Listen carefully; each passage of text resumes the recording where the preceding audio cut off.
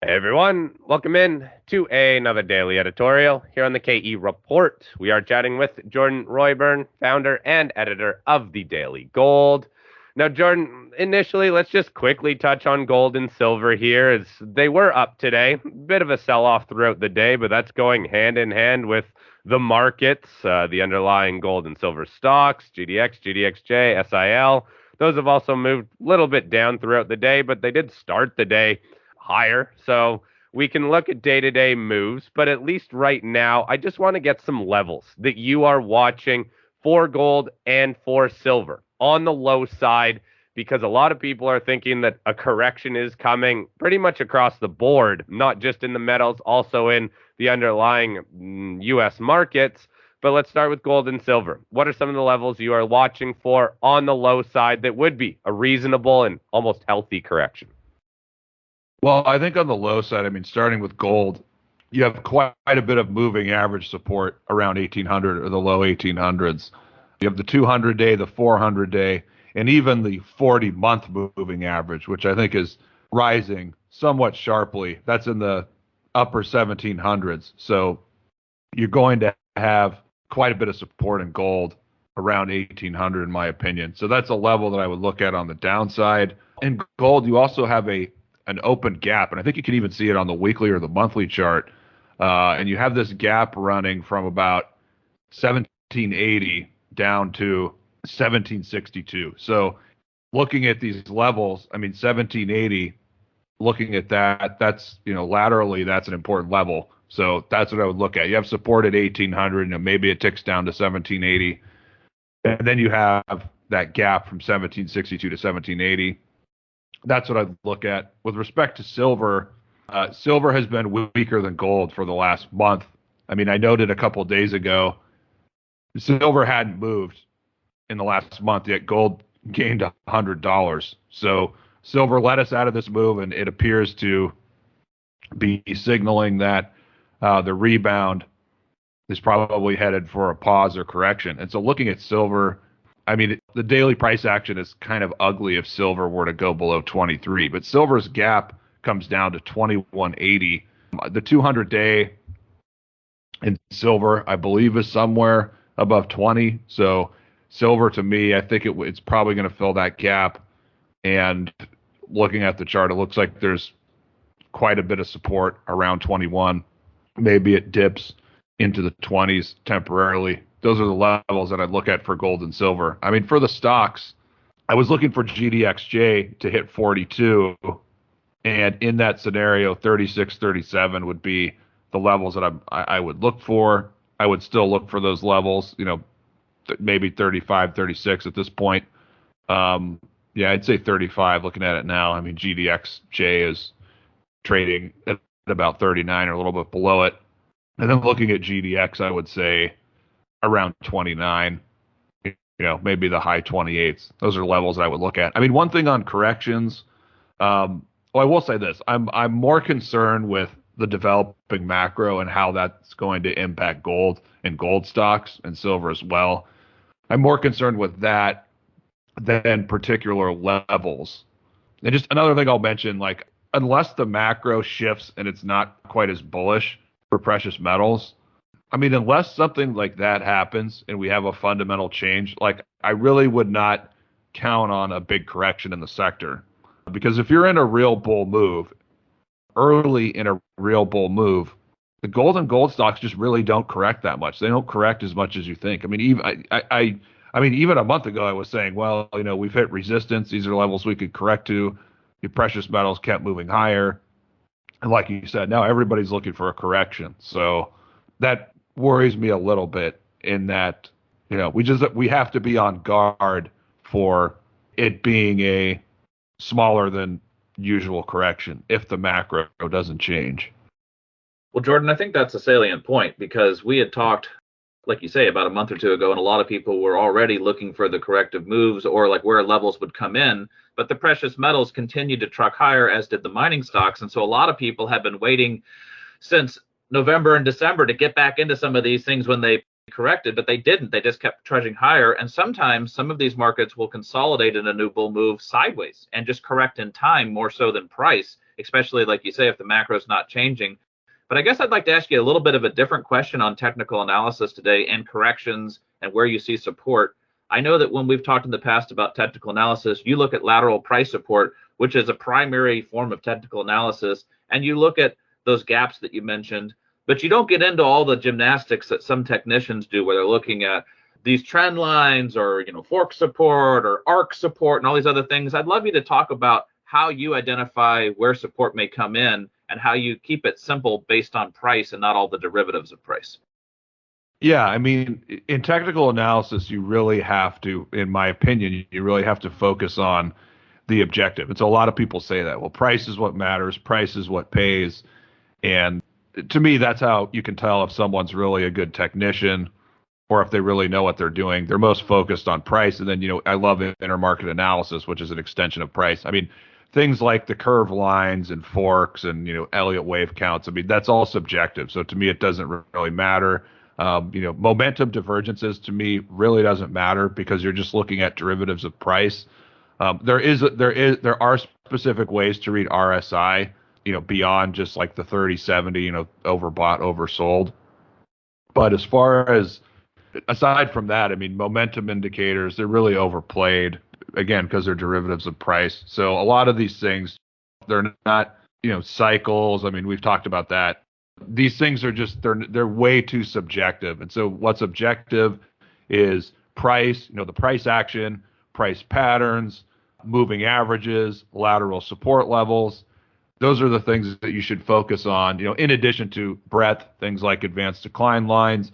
I look at percentage of stocks that are trading above the 20-day, 50-day, 200-day for GDX and GDXJ. These are, custom indicators. And, I'm focusing on GDXJ. And even in the last week or so, I could see with the breadth indicator, to give you an example, it was over 90% above the 20-day, over 90% above the 50-day. And then looking at the 200-day, the last I checked, that was, I think, 86%. So, I mean, there's different ways you can analyze it, but in those breadth indicators, we were getting to the point where, almost everything was overbought across the board. And so that, that was a sign that there's probably not that much buying power left. So you're going to correct or pause to some degree. And then, based on that, again, I'm looking at the GDXJ chart. I'm looking at, where's the 200-day, where are the, levels that are significant in the past. And I think 37 was the failed triple bottom going back last year, I think. So that's an important level. I mean, 29.30 in GDX has been a very important level. So those are the things that I focus on. I mean, and then in addition to intermarket analysis, because that's crucial, because, and one little problem with this move is you had the S&P going up at the same time, even though precious metals were outperforming.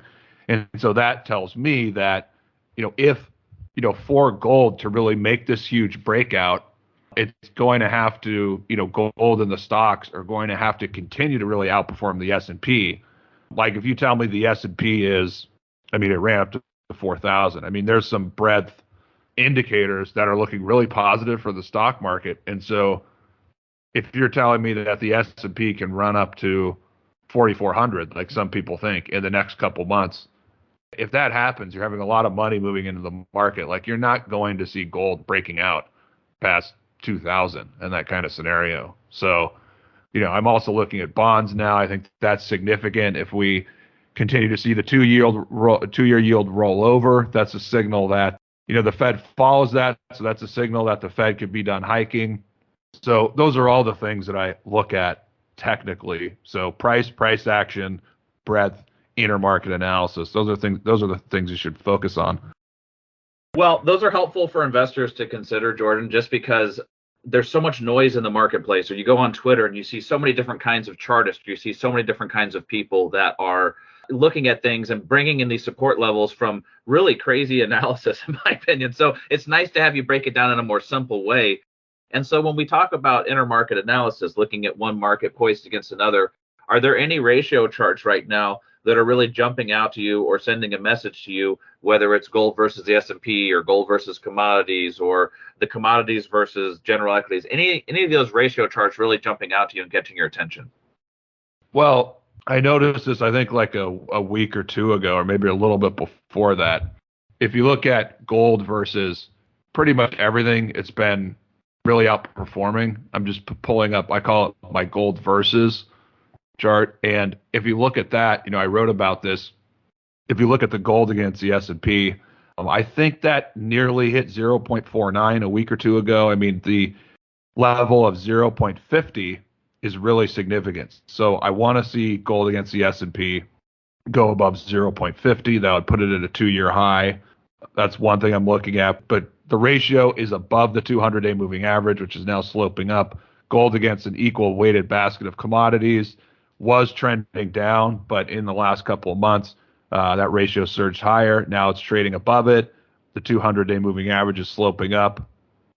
Same thing with gold against foreign currencies. I think at the end of last week, I think that came within 4% of making a new all-time high. If you look at the weekly close, it was within a little more than 1% of an all-time high. And that's significant because basically every time gold against foreign currencies has made a new all-time high and then been able to hold it for a little while, gold in dollars has made a new all-time high within the next 8 or 9 months, I think. And gold's also, gold's been outperforming bonds for a while. It's probably going to come back some if bonds are going to rally a lot more, which some people think, and I think that's more likely than not here.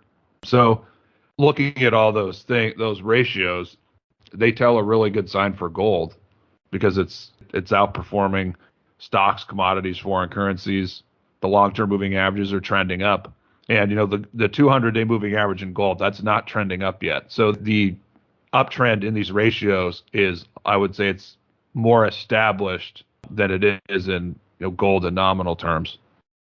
Well, Jordan, we've made the point last week that look at all of the things that gold and silver and the mining stocks survived last year. The higher interest rates, the higher dollar, the crazy positioning on the COT report, all of the different things that gold and silver and the precious metal sector survived, the most aggressive rate hiking cycle we've seen from a central bank in decades. And so now in this year, in 2023, a lot of those headwinds have shifted over to tailwinds because the Fed's going to be wrapping up the rate hiking cycle. The dollar is more muted. Interest rates are more muted. But I still sense in the sector a lot of negative sentiment that's, I guess, hard for people to shake off after the last 2 years. And so everybody is worried that things are so overbought already at the beginning of this move. And maybe that's why things are stalling out and everybody's expecting this big correction. Is it possible that the precious metal sector just keeps climbing the proverbial wall of worry? And is this actually what we want to see, where everybody is still concerned, but it still keeps ratcheting higher? It's absolutely possible because if you look at history, really coming off the 2008 low, that's really the only time when gold had significant corrections. And gold did have a couple of 10% corrections, I think, in the first 4 or 5 months in that move. I think gold rebounded like 40% in the first 4 or 5 months. And then after that, it had a 15% correction. But even in 1976, coming off that low, gold made a huge move before it even corrected 10%. Like well over 100% move. The initial corrections were like 5% and 8%. If you look at 2018 and coming off that low, the corrections were really minimal other than the COVID crash, which I think was 14 or 15%. So looking at how gold actually moves in a bull market, you don't get that big of corrections. And so even if, gold, what did it trade up to 1925, even if it comes down to the, let's say the 1780 or the high 1700s, it's still going to be well less than a 10% correction if it comes down to, 1780 or 1800. And that's historically in line with, what we've seen in bull markets coming off of these significant lows. And then at the same time, looking at the stocks, I would not expect that big of a correction because, I've looked at how the gold stocks correct after they come off these bottoms. And unless they've made a really significant, like a 100% rally or up 150% or, 80% off the lows, I'm talking about the indexes, unless they've moved that much in a short period of time, like they don't correct more than 15%. You might get a 20% or here and there, but they really tend to not correct that much. And so, look, if we're in a real bull market, you're not going to get that significant of a correction. So it's really the wrong strategy to be waiting for a big correction, because if you actually get a big correction, that's a sign that we're not in a bull market yet, and that gold and gold stocks are gonna have to consolidate for a while and wait another year, whatever. I mean, I think that's a low probability event, but I mean, if you're waiting for that much of a correction, that's the wrong strategy if you're a bull. And I mean, that's why it's so hard in all these markets. I mean, coming off of bottoms, just think about, the S&P coming off the COVID crash low or coming off that low in 2009. It's, the general market sentiment was like, this is a bear market rally, this is a bear market rally. And then it's, you realize that it's not, and the market's already rallied 20 or 30 or 40%. And you're just thinking to yourself, oh crap, like I've missed it. How am I going to get back in? These things are not going to correct. So, I mean, it's really tough. And I can just admit, I wanted to add to 3 of, my top 6 stocks, and those all moved.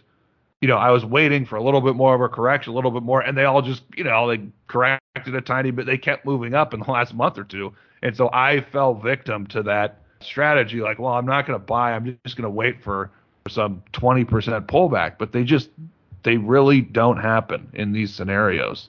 I mean, we are seeing some weakness today in addition to yesterday. So maybe we will have one of those small corrections here over the days and weeks ahead. And so that would be like what I've told subscribers, in these stocks, try and buy 10 to 15% corrections in these juniors. Don't wait for 20 or 25% because it's probably not going to happen.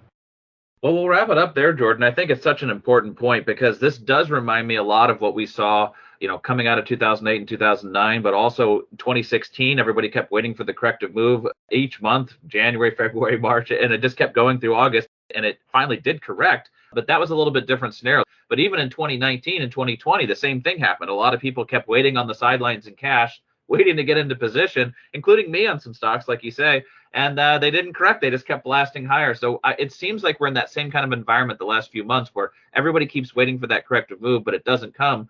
But it gives investors at least a heads up that if we do see a short-term correction, it may be a good place to scale into positions or at least partial positions and consider adding to the ones you want to add to in case it just keeps ratcheting higher and higher. That would actually be good for the sector. That would be good for investors that are already positioned. And it's hopefully a brighter year in 2023 of a more bull market action than what we've seen the last couple of years. So, Jordan, appreciate you spending some time with us here at the KE Report and looking forward to our next conversation.